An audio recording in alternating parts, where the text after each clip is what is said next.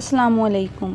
انسان کی زندگی میں کچھ واقعات ایسے ہوتے ہیں جو انسان کے ذہن پر گہرے اثرات چھوڑ جاتے ہیں اور جن کو سن کر لوگ بھی بہت مشکل سے یقین کرتے ہیں۔ آج آپ کو ہم ایسے ہی ایک کہانی سنائیں گے جو کہ بالکل سچی ہے۔ یہ میرے واقعہ میرے دوستوں کے ساتھ پیش آیا۔ چلیں انہی کی زبانی سنتے ہیں۔ ہم لوگ سب دوست شام میں اکٹھے ہو کر خوب ہلہ گلا کرتے اور کھیلتے کودتے اور پھر گراؤنڈ میں ایک جگہ جمع ہو کر آپس میں خوب واقعے سناتے، ایک دوسرے کو کہانیاں سناتے، کیونکہ ان دنوں بجلی نہیں ہوا کرتی تھی اور لوگ اپنی مصروفیات ایسے ہی ڈھونڈتے تھے۔ آپس میں اکٹھے ہو جاتے اور ایک دوسرے کو کہانیاں سناتے، اپنا دن اور وقت گزارتے۔ یہ واقعہ بھی بہت پرانا ہے۔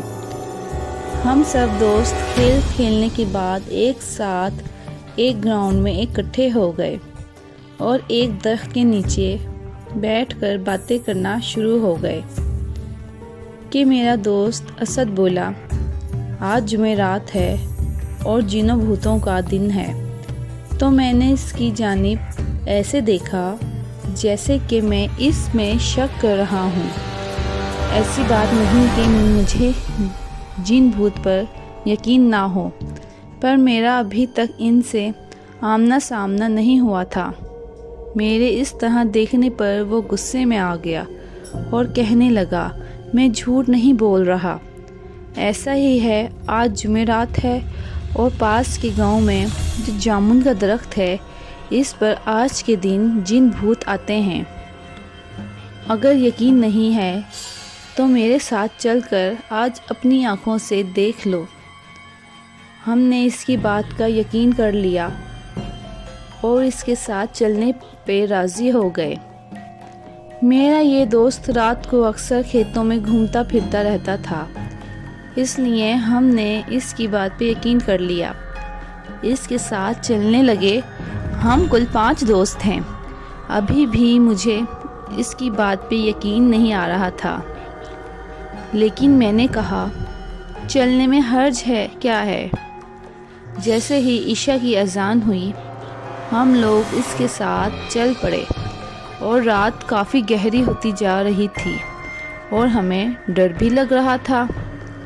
اچانک ایک کھیت سے گزرتے ہوئے ہمیں بکری کے بچے کی رونے کی آواز آئی۔ میرا ایک دوست بولا کہ رکو، دیکھو یہ بکری کا بچہ کہاں پہ آ نکلا ہے، آؤ دیکھتے ہیں یہ کیوں رو رہا ہے۔ اچانک آواز آنا بند ہو گئی۔ ہم رخ کے آواز آنے کا انتظار کرنے لگے تو تھوڑی دیر بعد دوبارہ بکری کے بچے کی رونے کی آواز آئی۔ ہم نے کہا دیکھو آواز کہاں سے آ رہی ہے۔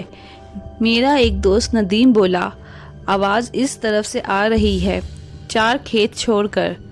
برسن کا ایک درخت تھا، یہ سردیوں کے دن تھے، ان دنوں برسن عام ہوتی تھی۔ ہم نے کہا سردیوں کے دن ہیں، اگر ہم 4 کھیت چھوڑ کے بکری کے بچے کو دیکھنے گئے تو بہت دیر ہو جائے گی۔ ہم جس کام سے آئے ہیں ہمیں وہ کرنا چاہیے۔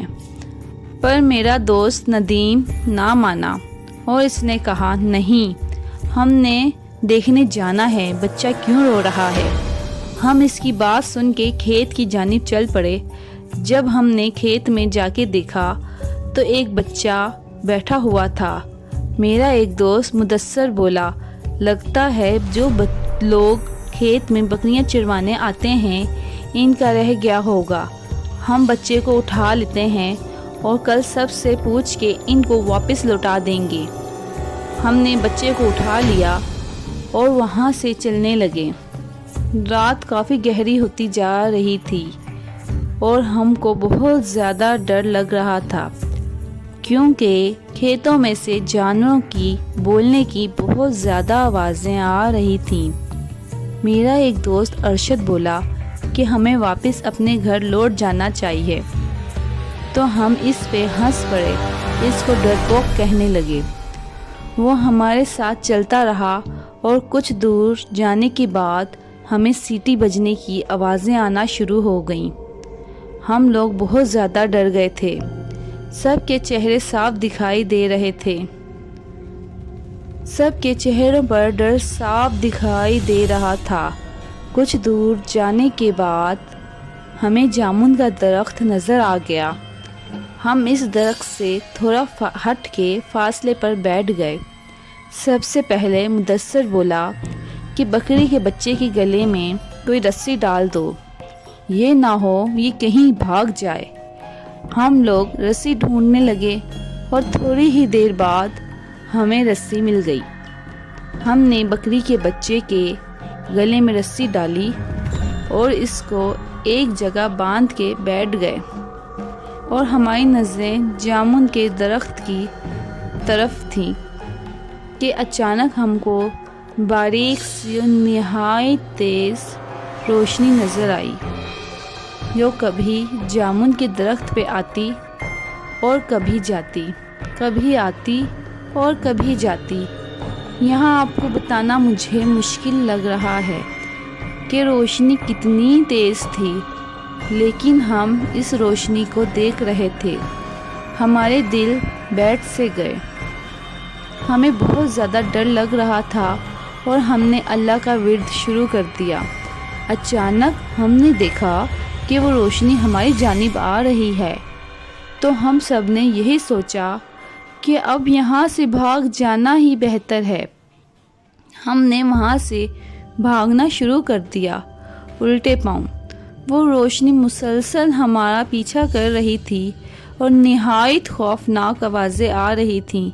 بس ایسے ہی لگ رہا تھا جیسے وہ آوازیں ہمارے ساتھ ہی ہوں اور کسی لمحے بھی ہمیں نقصان پہنچا سکتی ہیں، لیکن ہم نے ہمت نہیں ہاری اور مسلسل بھاگتے رہے اور اللہ کا ورد کرتے رہے، اور آخرکار اپنے گاؤں آخر ہی ہم لوگوں نے سکون کا سانس لیا۔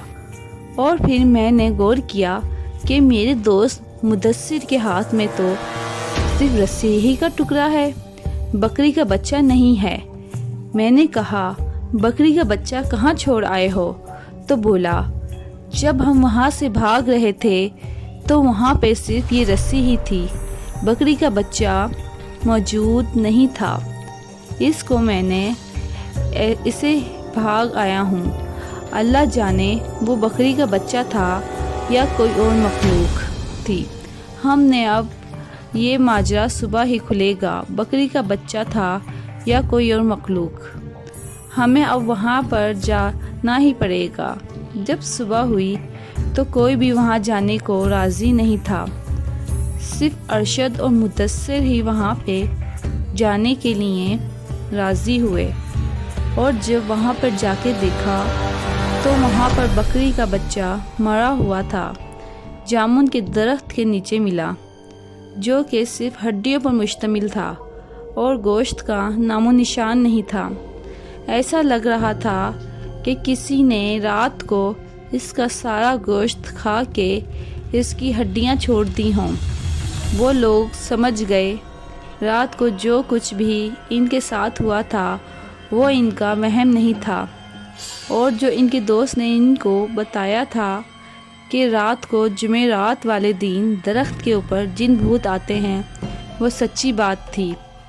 انہوں نے واپس آ کے سارا ماجرا اپنے دوستوں کو بتایا اور پھر دوبارہ رات کو گھومنے سے ہمیشہ کے لیے توبہ کر لی۔ یہ ایک سچی کہانی ہے جو آپ کو سنائی ہے۔ اگر آپ کو پسند آئی ہو تو ہمارا چینل کو سبسکرائب کریں اور لائک اور کمنٹس کریں۔ شکریہ۔